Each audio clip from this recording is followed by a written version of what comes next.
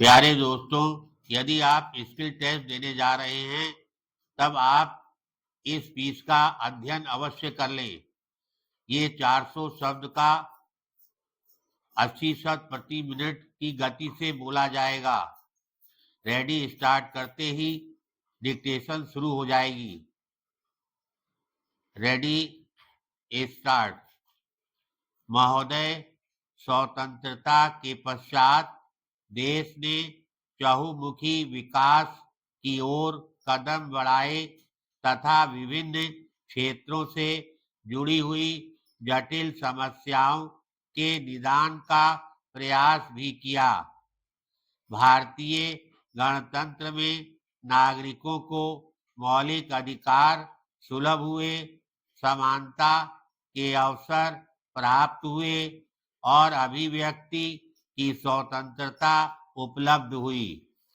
जहां अभिव्यक्ति की बात आती है, वहां भारत की भाषा समस्या स्वयं ही सामने आ जाती है, क्योंकि इसका सीधा संबंध जन जन की आशाओं और आकांक्षाओं से है। भारतीय संविधान में हिंदी को राजभाषा का गौरव प्राप्त है, परंतु भारत की अन्य भाषाओं को भी संविधान द्वारा मान्यता दी गई है। इसके पीछे संविधान निर्माताओं के मन में भारतीय भाषाओं के प्रति सम्मान की भावना के साथ साथ ऐसी भावना भी विद्यमान रही, जिससे उन्होंने पारस्परिक आदान प्रदान, संपर्क और अभिव्यक्ति के माध्यम के रूप में इन भाषाओं के महत्व को समझा। पैराग्राफ।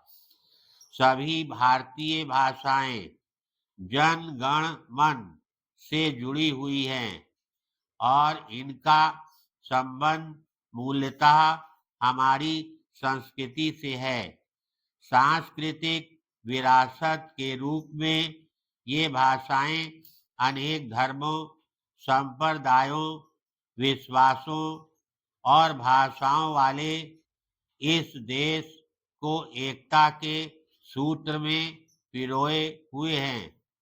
अतः जहां हिंदी को जन जन की अभिव्यक्ति के लिए संपर्क भाषा के रूप में समुचित गौरव प्रदान किया जाना है, वहीं सभी भारतीय भाषाओं का सम्मान करते हुए उनके विकास और पोषण की दिशा में भी आगे बढ़ना है।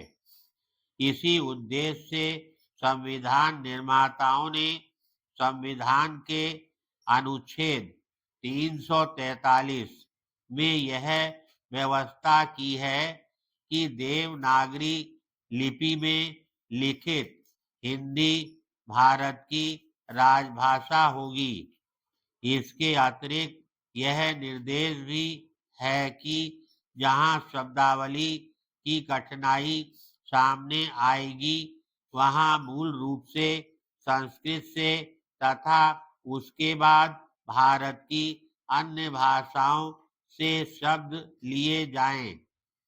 इस प्रकार हिंदी को एक ऐसी सरिता का स्वरूप देने का प्रयास किया गया, जिसमें विभिन्न क्षेत्रों से शब्दावली, शैली, मुहावरे आदि उसकी अभिव्यक्ति सामर्थ्य का पोषण करेंगे और भाषा की यह निर्मल धारा निरंतर प्रवाह के नए आयाम प्राप्त कर सकेगी।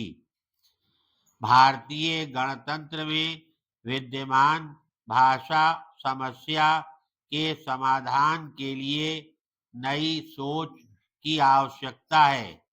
यह नई सोच एक नई भाषाई संस्कृति को जन्म देगी और हिंदी सहित भारत की सभी भाषाएं भारतीय संविधान के गौरव के अनुकूल विकसित हो सकेंगी।